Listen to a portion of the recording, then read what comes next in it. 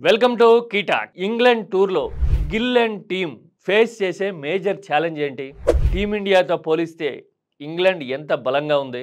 కొత్త కాంబినేషన్లు ఇంకా కుదురుకోవాల్సిన bowling అటాక్తో team India ఇంగ్లాండ్ని contain చేయగలదా? బలాబలాలు ఎలా ఉన్నాయో ఒక్కసారి చూస్తే గనక ఇండియా ఎంత మాన్యుమెంటల్ ఫైట్ ఇవ్వాల్సి ఉంటుందో మనకి అర్థమైపోతుంది. This is key talks for you.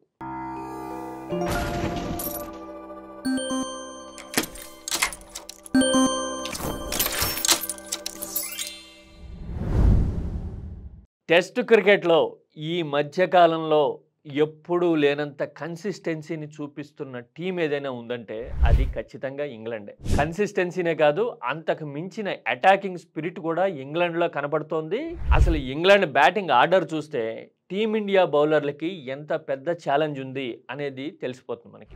Jack Crawley, Ben డంకెట్ ఓపెనర్లుగా ఉన్నారు. వీళ్ళిద్దరూ అటాకింగ్ గా మొదలు పెట్టడమే కాదు, గేరు మార్చడంలో కూడా చాలా ఆరితేరిపోయారు. గత WTC సైకిల్లో one of the highest run getter గా బెన్ డంకెట్ టాప్ 5 లో కూడా ఆల్రెడీ ఉన్నాడు. T20 మోడల్లో ఉతకటం అనేది ఈ ఇంగ్లాండ్ ఓపెనర్ల స్పెషాలిటీ అయిపోయింది ఈ మధ్యకాలంలో. ఆ తర్వాత వన్ డౌన్ లో వస్తున్న ఒలీ పోప్ నిలదొక్కుకోవటమే కాదు, అన్ని టెస్ట్ టీముల మీద సెంచరీలు అతి తక్కువ సమయంలోనే చేసేసిన బ్యాట్స్మెన్గా కూడా ఈ మధ్య కాలంలోనే రికార్డు కూడా సృష్టించేశాడు. అలవాటైన ఇండియా అన్నట్టుగా అలవోకగా ఆడేసుకోవటం జో రూట్ హ్యాబిట్, ఇక అందులో డౌట్ లేదు కదా.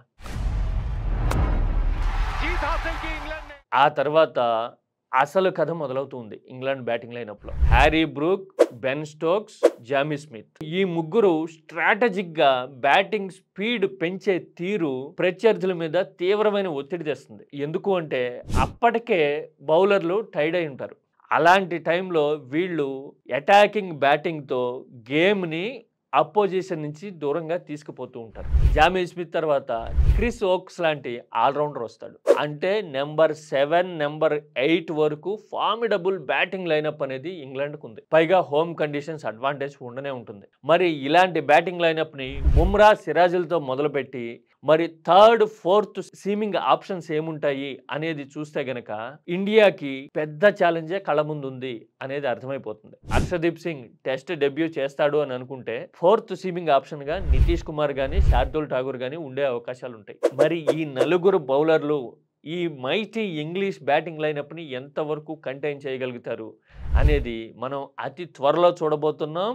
We are going to witness a feast kind of cricket rivalry for sure. మీరేమంటారు?